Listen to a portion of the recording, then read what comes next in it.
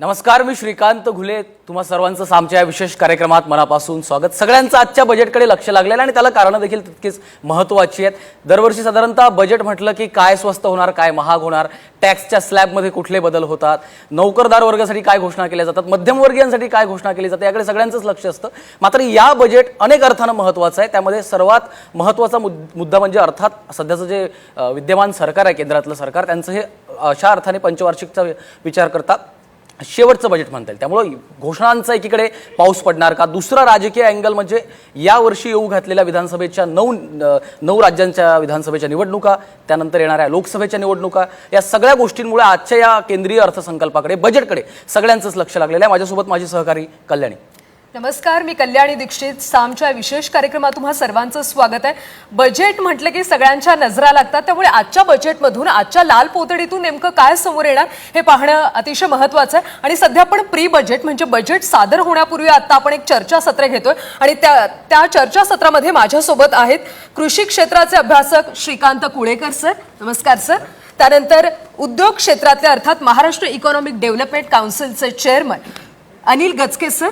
आणि जेंडर म्हणजे ज्या प्राध्यापिका आहेत, नेहमी खरं तर अर्थसंकल्प म्हटलं की पुरुष आणि महिला या दोन्ही दृष्टीनं पाहिलं जातं आणि त्या दृष्टीनं नेमकं काय हे आपण जाणून घेणार आहोत अपर्णा कुलकर्णी यांच्याकडून. नमस्कार मॅम, तुमचं या कार्यक्रमात स्वागत आहे. आणि सोबतच माजी प्रधान सचिव कृषी आणि पणन पशु सुधीर कुमार गोयल सर सुद्धा आपल्यासोबत जोडले गेलेले. तुम्हा सर्वांचं स्वागत आहे. त्यामुळे आजच्या बजेटमध्ये नेमकं काय होणार, बजेटच्या आधीची आपण चर्चा करतोय. सुरुवातीला मी जाते खरं तर अनिल गचके सरांकडे. अनिल सर, खरं तर सगळ्यांचं बजेट म्हटल्यावर उद्योग क्षेत्राचं मोठ्या प्रमाणात लक्ष असतं. सध्या एकंदरच जगभरामध्ये मंदीचं सावट आहे आणि गेल्या वर्षीचं जे आपण बजेट बघितलं त्या दृष्टीने तुमच्या काय अपेक्षा आहेत या बजेटकडून? खरं म्हटलं तर नेहमींचा दरवार्षिक एक कार्यक्रम जो असतो तो म्हणजे बजेट. की प्रत्येक जण हा बजेटच्या दिवशी अतिशय अलर्ट असतो. नवीन काय सांगितलं जात आहे त्या सांगण्यावरनं आपल्याला आपले पुढचे आडाखे आणि प्लॅनिंग करणं हे कसं शक्य आहे वर्षभराकरता हे त्यामध्ये बघितलं जातं.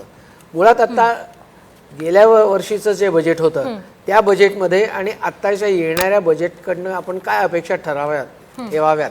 खरं म्हटलं तर आत्ता अपेक्षा सांगणं हा थोडासा एक अतिशयोक्तीचा भाग आहे. कारण बजेट ऑलरेडी सगळं लिहून झालेलं आहे, छापून झालेलं आहे. आज सकाळी येता येता ह्यांना जेव्हा अधिवेशन सुरू होईल त्यावेळेला सगळ्या खासदारांना वाटलं जाईल. तर तरी सुद्धा आपण बजेटच्या प्री बजेट चर्चा जी करतो आहोत त्याचं महत्त्वाचं कारण असं की त्या खासदारांना आणि त्या वित्तमंत्र्यांना जनतेच्या काय अपेक्षा आहेत हे त्यांना कळावं. आज नाही, उद्या, परवा, केव्हा तरी, की जनतेने ही अपेक्षा व्यक्त केली होती आपल्या बजेटमध्ये त्याची तरतूद आहे का किंवा ती कशी करता येईल, हा महत्वाचा त्याच्यातला मुद्दा. सर, उद्योग क्षेत्रा संदर्भात तुम्ही सांगताय आणखी एक महत्त्वाचा मुद्दा म्हणजे बजेट जेव्हा केव्हा बजेट सादर होतं कृषी क्षेत्राकडे सगळ्यांचं विशेषतः लक्ष असतं. म्हणजे राजकीय व्यक्तींच्या बोलण्यामध्ये वारंवार भारत हा कृषीप्रधान देश आहे ही ओळ आपण लहानपणापासून सगळे ऐकत आलोय. आजच्या या मला श्रीकांत कुळेकर सरांकडे जायचंय. श्रीकांत सर, कृषी क्षेत्रासंदर्भात म्हणजे कालच आर्थिक पाहणी अहवाल आलाय, या वर्षीच्या बजेटकडनं तुम्हाला कृषी क्षेत्रासंदर्भात काय महत्त्वाच्या गोष्टी वाटत आहेत? आणि गेल्या वर्षी जे बजेट सादर झालं होतं कृषी क्षेत्रासंदर्भात बऱ्याच घोषणा केल्या गेल्या होत्या, त्याचं काय झालं? बरोबर आहे. मी माझ्या सहकार्यांनी जे गचके साहेबांनी सांगितलं त्याच्यात थोडंसं पुढे जातो की आपण ज्यांनी सांगितलं की बजेट हे छापलेलं आहे ऑलरेडी, तरी आपण चर्चा का करतो. तर माझं एक त्यात एक ॲडिशन असं आहे की काल जो इकॉनॉमिक सर्वे, जो आर्थिक अहवाल आपला जो आलेला आहे त्याच्यातनं आपल्याला काही हिंट मिळतात. तर त्या हिंट आपण घेऊन आपल्याला आज आपण एक विचार असा करतोय की त्याच्यातनं आपल्याला काय असू शकेल याचं एक आपण थोडंसं आपण चर्चा करतोय. तर त्यामध्ये आपण म्हटलं तर त्यांनी काल एक अत्यंत महत्त्वाचं वाक्य केलं आणि ते गरज आहे. कारण कोविडोत्तर काळामध्ये जग झपाट्याने बदलते, कृषी क्षेत्र झपाट्याने बदलते. तर त्या अनुषंगाने जी काय वेगळी आव्हानं निर्माण झाली आहेत कृषी क्षेत्रासाठी, तर त्या आव्हानातनं एक रिओरिएंटेशन, कृषी क्षेत्राचं रिओरिएंटेशन हा महत्त्वाचा शब्द आहे आणि ही एक चांगली दिशा आहे. निश्चित मग याची जाणीव झाली की रिओरिएंटेशन करण्याची या कृषी क्षेत्राची गरज आहे. मग त्याच्यामध्ये 3 महत्त्वाचे मुद्दे म्हणजे एक क्लायमेट चेंज म्हणजे हवामानामुळे निर्माण झालेली आव्हानं, त्याच्यानंतर आपल्याकडे फ्रॅगमेंटेशन म्हणजे जे तुकडे, जमिनीचे तुकडे होणं, छोटे छोटे ते तुकडे वाढणं, याच्यातनं जी एक आव्हानं निर्माण झाली आहे त्याच्यातनं उत्पादकतेत आव्हान झाली. आणि दुसरं आपली जी उत्पादन खर्चात झालेली वाढ आहे ही वाढ चांगलीच झाली. म्हणजे आपल्याला दिसत आहेत की महागाईच्या दृष्टीने आपण विचार करतो सगळ्या कृषी मालाचे भाव बऱ्यापैकी वाढलेले दिसत आहेत चांगल्यापैकी, परंतु शेतकऱ्यांचं उत्पन्न वाढलंय का? नाही, कारण त्यांची उत्पादन खर्चातील वाढ ही आपल्या शेतमाल विक्रीच्या भावापेक्षा जास्त झालेली आहे. त्यामुळे या दृष्टीने या बजेटमध्ये काय असेल याच्याकडे लक्ष ठेवणं आपल्याला जास्त नक्कीच महत्त्वाचं कुळेकर आहे. सर सध्या आपल्यासोबत आहेत माजी प्रधान सचिव कृषी विभागाचे सुधीर कुमार गोयल सर. गोयल सर, ज्या पद्धतीने आता कुळेकर सर म्हणत होते की शेतमालाला हमीभाव मिळणं, परत खत आणि कृषी उत्पादनांवर ज्या पद्धतीने जीएसटी लावण्यात आलाय, त्यामुळे नेमका कसा परिणाम होतो शेती व्यवसायावर, कृषी क्षेत्रावर? आपला प्रश्न सुरुवातीचा असाच होता की आजच्या अंदाजपत्रकातून शेतकऱ्यांना काय अपेक्षित असेल. मला जे अपेक्षित असेल ते शेतकऱ्यांची अपेक्षा जास्त महत्त्वाची आहे.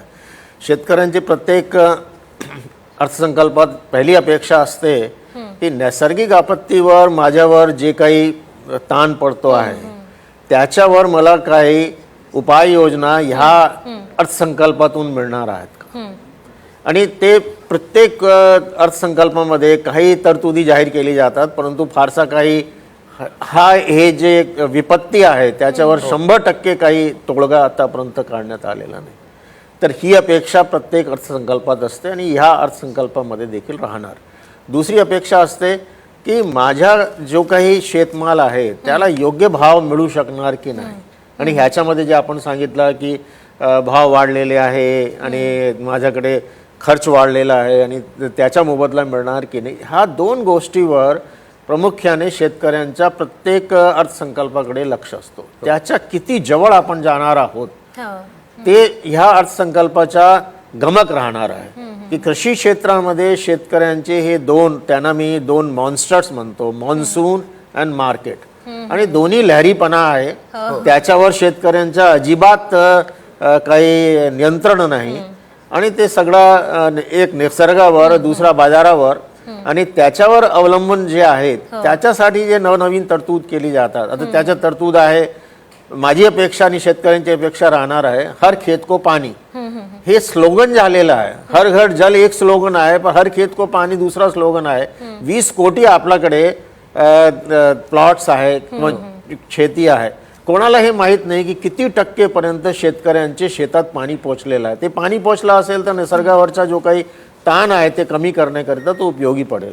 तसेच माझ्याकडचे असलेल्या जो माल आहे त्या मालाला योग्य भाव मिळण्याकरिता उपाययोजना MSP आहे. आणि MSP वरून जर आपल्याकडचे फक्त 6-7% जरी माल खरेदी केला जात असेल तर त्याच्यावरून माझं समाधान होत नाही. त्याच्यासाठी काय करता येईल, मला असं वाटतं की या दोन गोष्टीकडे शेतकऱ्यांचा जास्त कल राहणार. माझं एक म्हणणं आहे त्याच्यावरती, हे दोघंही शेती तज्ज्ञ आहेत आणि त्याच्यामध्ये त्यांनी जसं सांगितलं की शेतीचा हमी भाव, शेताला हर खेत को पाणी, ह्या ज्या सगळ्या स्लोगन्स जी आहेत त्याच्यामधनं शेतकऱ्यांचं जे काही आत्ता नुकसान होत आहे ते टळणार नाहीये. त्याच्याकरता सरकारने आत्ताच्या बजेटमध्ये, येणाऱ्या बजेटमध्ये ह्या करता काय उपाययोजना आहे, ती अपेक्षित काय आहे. आमचं उद्योग म्हणून असं म्हणणं असतं की शेती मालावरती प्रक्रिया करून, फूड प्रोसेसिंग करून त्याला शेतकऱ्याला जास्त पैसे कसे मिळतील. नाहीतर होतं कसं, बाजारामध्ये टोमॅटो 40 रुपये 50 रुपये किलो आणि त्या शेतकऱ्याला मिळतात फक्त 50 पैसे. ही जी तफावत आहे ती तिथल्या तिथे जर का त्या टोमॅटोची प्रक्रिया झाली आणि त्याच्यावरनं काही बनवलं तर नक्कीच त्याच्यामुळे शेतकऱ्याला फायदा होईल आणि इव्हन रोजगार निर्मिती स्थानिक स्तरावर होईल. रोजगार निर्मितीच्या बरोबर हातामध्ये त्यांच्या पैसे येतील, त्याच्यामुळे त्यांची खरेदीदारी करण्याची क्षमता वाढेल. हे सगळे जे कास्केडिंग इफेक्ट जे आहेत, अनुवर्तित परिणाम, तर त्या अनुवर्तित परिणामाकरता industry policy for food processing ही चांगली असली पाहिजे. नाही, निश्चित सरांनी जो मुद्दा मांडितला अर्थातच अत्यंत महत्त्वाचा आहे. म्हणजे शेतकऱ्यांच्या ज्या अपेक्षा आहेत आणि यावर्षीच्या बजेटकडनं विशेषतः त्या पूर्ण होतील की नाही हे देखील पाहणं महत्त्वाचं आहे. कारण सरकारच्या तशा अर्थानं शेवटचा बजेट आहे. आगामी लोकसभा निवडणूक आहेत, यावर्षी विधानसभेच्या निवडणूक आहेत, त्यामुळे शेतकऱ्यांसंदर्भात काय घोषणा होतात अर्थात हे पाहणं महत्त्वाचं आहे.